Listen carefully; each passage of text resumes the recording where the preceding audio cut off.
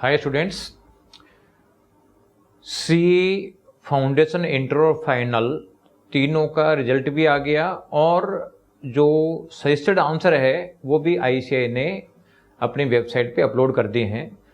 और अगर आप इन सजेस्टेड्स को देखोगे तो आप देखोगे कि कितने क्वेश्चंस में आंसर मिस्टेक हैं जो आईसीएआई भी एक्सेप्ट कर रहा है।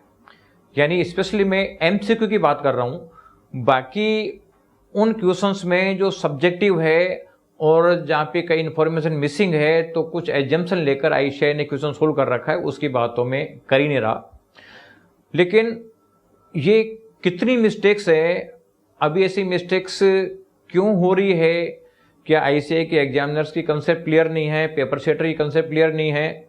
और इन मिस्टेक्स से बच्चों को कितना बड़ा नुकसान हो रहा है, इससे आप क्या सबक ले सकते हो जिससे कि आगे के एग्जामों में उसके हिसाब से आप कंडीशन फॉलो कर सको। यही सब चीज़ें मैं इस वीडियो में आप लोगों को बताने वाला हूं, तो आप इस वीडियो को पूरा देखिए, अपने दोस्तों को शेयर करें और साथ ही वीएसआई का यूट्यूब चैनल सब्सक्राइब करके बेल आइकन दबा के रखें, जिससे कि इंपॉर्टेंट स्ट्रेटेजी आप लोगों के साथ में शेयर कर सकूं। तो पहले तो मैं बताता हूं कि कितने क्वेश्चंस में गलतियां हैं और फिर बताऊंगा कि ये गलतियां जो है इनसे बच्चों को क्या क्या नुकसान हुआ है। चाहे आईसीएआई कहती है कि साहब इन मिस्टेक्स के हमने बोनस मार्क्स प्रोवाइड कर दिए होंगे, लेकिन बोनस मार्क्स प्रोवाइड करने के बावजूद भी बच्चों को इससे कितना लॉस हो रहा है ये भी मैं डिस्कस करूंगा। और साथ में आप अब एग्जाम में इस तरीके की गलत क्वेश्चंस को कैसे डील करोगे ये भी मैं चीज़ें आप लोगों से डिस्कस करूंगा, तो आप पूरा वीडियो देखें। अब सबसे पहले तो देखो जो आंसर्स में मिस्टेक है, मैं सीए फाइनल की बात करूं तो सीए फाइनल में 7 एमसीक्यूज में मिस्टेक्स है। 7 एमसीक्यूज में मिस्टेक है। उसमें एफआर का जो पेपर है उस एफआर में क्वेश्चन नंबर 2 है, उसमें आईसीएआई ने बताया कि साहब इसके 2 आंसर हो सकते हैं, ए और सी हो सकते हैं। अब आपको लगे यार ए भर देगा तो भी सही है, सी भर देगा तो भी सही है, यहां तक तो चलता है। लेकिन स्टूडेंट क्या करेगा, वो देखे यार ए या सी में से मेरे को आंसर तो एक ही देना है, तो इसके चक्कर में उसको लग रहा है कि दोनों आंसर सही है तो मैं किस आंसर को दूं, और वो टाइम वेस्ट करेगा। वो टाइम वेस्ट करेगा तो उसका काफी टाइम कंज्यूम हो जाएगा। और दूसरा जो क्वेश्चन नंबर आपका जो ऑडिट है, ऑडिट में क्वेश्चन नंबर 9 है, उसमें भी आईसीएआई कहता है कि इसका आंसर बी भी हो सकता है, सी भी हो सकता है। इसके अलावा जो डीटी है क्वेश्चन नंबर 1 है, इसमें भी आंसर ए और सी हो सकता है, 2 आंसर हो सकते हैं। इसके अलावा जो आईडीटी है उसमें क्वेश्चन नंबर 6 है, उसमें कह रहा है नोट करेक्ट ऑप्शन, ये सारी आंसर गलत है, कोई करेक्ट है ही नहीं। इसके अलावा जो आईबीएस है उस आईबीएस में 3 क्वेश्चनों में मिस्टेक है। क्वेश्चन नंबर 2 का 4 है, केस स्टडी 2.4 है, उसमें आंसर ए और सी हो सकता है। जो केस स्टडी 3 है उसमें क्वेश्चन नंबर 4 है, उसमें 2 आंसर हो सकता है, बी और सी। इसके अलावा जो केस स्टडी 4 है उसमें कह रखा है कि नो करेक्ट ऑप्शन, यानी एक जो 4-1 है इसमें कोई करेक्ट ऑप्शन नहीं है। तो कुल मिलाकर 7 क्वेश्चंस में मिस्टेक आपकी सीए फाइनल के पेपर्स में है, यानी 7 मार्क्स का सही उन क्वेश्चन के 14 मार्क्स होते हैं।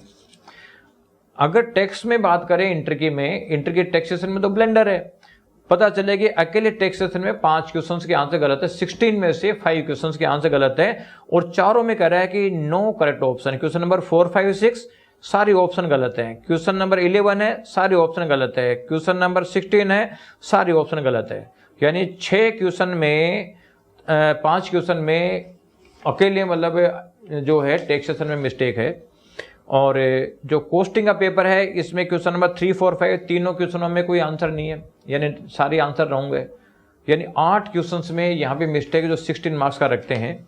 इसके अलावा आपका जो सीपी फाउंडेशन है, फाउंडेशन में बिजनेस इकोनॉमिक्स है, उसके क्वेश्चन नंबर 51 है, इसमें कोई करेक्ट ऑप्शन नहीं है। और जो 94 है उसमें ए और बी में टाई है कि ए भी हो सकता है, बी भी हो सकता है। अब आप ये देखो इनसे नुकसान क्या होता है कि जहाँ पे ये क्वेश्चन है हो सकता है कि आईसीएआई ने बोनस मार्क्स दे दिए हों, लेकिन जब किसी क्वेश्चन में 2 ऑप्शन करेक्ट है तो स्टूडेंट तो एक करने की कोशिश करेगा और एक करने के लिए वो काफ़ी कुछ अपना टाइम वेस्ट कर देगा कि यार ये होगा ये होगा ये होगा भी होगा, उसके चक्कर में उसको टेंशन भी होती है और काफ़ी टाइम भी उसका कंज्यूम हो जाता है। और जहाँ पे कोई भी आंसर नहीं है, चारों में आंसर गलत है, तो बच्चा देखते हैं यार क्या मालूम क्या गलती कर रहा हूं मैं, उसके चक्कर में वो 2 बार करता है, 3 बार करता है, 4 बार करता है और काफ़ी टाइम इसमें वेस्ट कर देता है। अगर उसका करेक्ट आंसर ICAI का मिल जाए तो वो 1 मिनट में क्वेश्चन करके आगे बढ़ जाएगा, और अगर करेक्ट आंसर नहीं मिलता तो हो सकता है कि 5 बार ट्राई करे तो 5 मिनट वेस्ट हो गए। अब ICAI कहती है कि साहब हम तो बोनस मार्क दे देते हैं। अरे भाई बोनस मार्क दे दिया, लेकिन इसका जो 5 टाइम्स आपने टाइम कंज्यूम कर दिया, मान लीजिए आपका जैसे इंटरमीडिएट है तो इंटरमीडिएट में 8 क्वेश्चन में प्रॉब्लम है।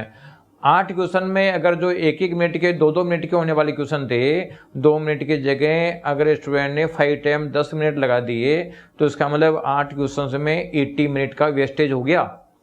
अब जैसे यहाँ 2 पेपर आपका CA फाइनल के जो है 5 पेपरों में मिस्टेक है, और 5 पेपरों में अगर 10-10 मिनट का टाइम भी उन्होंने इस चक्कर में ख़राब कर दिया तो 10 मिनट में वो एक बड़ा क्वेश्चन जो 10 मार्क्स का है उसको अटेम्प्ट कर सकता था, और वो 10 मार्क्स का क्वेश्चन अटेम्प्ट नहीं कर पाया। तो इसका इफेक्ट क्या आएगा? इसका इफेक्ट आएगा कि हमने 2 नंबर का बोनस तो दे दिया उस क्वेश्चन में, लेकिन जो बाकी एक क्वेश्चन छूट गया उसका क्या होगा? तो जो स्टूडेंट इस MCQ के चक्कर में पड़ गया उसके क्वेश्चन दूसरे क्वेश्चन छूट रहे हैं और दूसरे क्वेश्चन का बोनस तो नहीं मिल रहा, ये तो उसको लॉस ही हो रहा है। उसी तरीके से जैसे अपन इंटरमीडिएट की बात करें तो अकेले टैक्सेशन में 5 क्वेश्चंस मिस्टेक है। आप ये मान के चलो कि 5 क्वेश्चंस है जो 2-2 मिनट में होने वाले थे, तो बच्चे ने थोड़ा एक्स्ट्रा किया होगा तो कम से कम आधा घंटे का टाइम है इस चीज़ के लिए ख़राब किया है एक टैक्सेशन पेपर में, कि मतलब मेरा आंसर कहीं बैठ जाए, लेकिन नहीं बैठा। आप सोचो कि कितना पेपर बच्चे का छूटा होगा, यानी आधा घंटे के अंदर वो 14 मार्क्स के 2 क्वेश्चन या 1.5 क्वेश्चन 1.5 क्वेश्चन कर सकता है, 20-25 नंबर के क्वेश्चन कर सकता है, वो क्वेश्चन करने से वो रह गया। इसी तरीके से जो कोस्टिंग का है उसमें 3 क्वेश्चन मिस्टेक है इंटर में। अब 3 क्वेश्चन मिस्टेक है तो उसका मतलब है कि यहाँ भी कम से कम 15-20 मिनट तो खराब हुए होंगे 3 क्वेश्चन को उसके चक्कर में, क्योंकि कंपल्सरी क्वेश्चन है। तो बाकी हो सकता है 10 नंबर का क्वेश्चन और अटेम्प्ट कर सकता था, वो क्वेश्चन नहीं कर पाया। तो ये इस छोटे छोटे चीज़ों की वजह से कम इंटर लेवल पे ये मान ली कि चलो कम से कम 40-50 नंबर का गैप आ गया बच्चे के। फाइनल लेवल पे भी लगभग इतना ही गैप आ गया। फाउंडेशन लेवल पे चलो ठीक है अपन 5-7 नंबर का गैप मान सकते हैं, तो बोनस मार्क्स तो जितना गलत है उसी का मिल रहा है, बाकी नहीं मिल रहा। तो ICAI को चाहिए कि ये एग्जामिनरों को, पेपर सेटरों को थोड़ा सा चाहे रीवेरीफाई करा ले। इतनी सिक्रेसी की जरूरत भी नहीं है कि पता चला कि पेपर सेटर को नहीं आ रहा और वो किसी दूसरे को दिखा भी नहीं रहा, इसके चक्कर में बच्चों का करियर खराब हो रहा है। ठीक है, आपके 2-2 पेपर सेटर अपॉइंट कर सकते हैं जिससे कि मतलब वो एक दूसरे से कंपेरिजन कर लें, एक मेकर हो जाए दूसरा चेकर हो जाए, तो इस तरीके की गलतियां कम से कम नहीं होगी। तो एग्जामिनर भी आप ऐसे लीजिए जिससे कि थोड़ी सी मेहनत कर सकें सब्जेक्ट के ऊपर। जो सब्जेक्ट भी मेहनत नहीं कर सकता है, केवल कटपेस करना जानता है, तो वो तो इस तरीके की गलतियां करेगा। और इसीलिए ICAI जो है आज तक पेपर्स का जो MCQ है उसका सोल्यूशन नहीं देते थे, क्योंकि उसको पता है कि हमारी स्थिति क्या चल रही है। तो ये इन चीज़ों के लिए ICAI से मैं कहूँगा कि भाई बच्चों का कैरियर का ही फोकस करें। आप थोड़ा पेपर सेटर का पैटर्न थोड़ा ठीक करें, उनकी क्वालिटी बढ़ाएं, जिससे कि इस तरह की गलतियाँ नहीं हो, बच्चों के भविष्य के साथ में खिलवाड़ नहीं हो। और स्टूडेंट्स, आपको भी एक चीज़ मैं बताना चाहता हूँ कि चलो ICAI गलतियाँ करती है तो करती है, उसका तो आप कुछ भी नहीं कर सकते, लेकिन एग्जाम में आपको ऐसे क्वेश्चन पे अटक के नहीं रह जाना कि नहीं यार इसका आंसर तो मैं लाके छोड़ूंगा क्योंकि कंपल्सरी क्वेश्चन है। ऐसे क्वेश्चंस को आप स्किप करके आगे बढ़ो, और बाकी पूरा पेपर करने के बाद अगर आपको टाइम मिलता है तो फिर आप उनको कर लो, और नहीं तो फिर ऐसे क्वेश्चन को आप छोड़ो, क्योंकि ICAI उस मिस्टेक के बोनस मार्क्स तो दे देगी, लेकिन आपकी उस गलती के चक्कर में दूसरे क्वेश्चन छूट गए तो उसका बोनस मार्क्स तो नहीं मिलेगा और उसके लिए आपको काफ़ी लॉस होगा। इसलिए आप भी थोड़ा सा, आपको भी उस सिचुएशन के साथ भी हैंडल करना पड़ेगा कि भाई हम क्या करें क्या नहीं करें।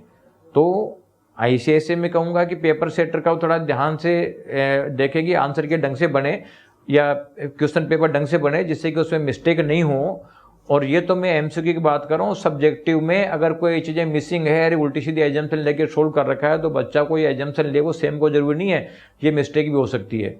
तो थोड़ा सा मतलब रिक्वेस्ट करता हूँ ICAI से कि बच्चों का भविष्य पहले है, बाकी सब चीज़ बाद में है, तो बच्चों के भविष्य की सोचें, इस तरीके की गलतियाँ नहीं करें, अपने पेपर सेटर्स को थोड़ा सा समझा के रखें। Thank you.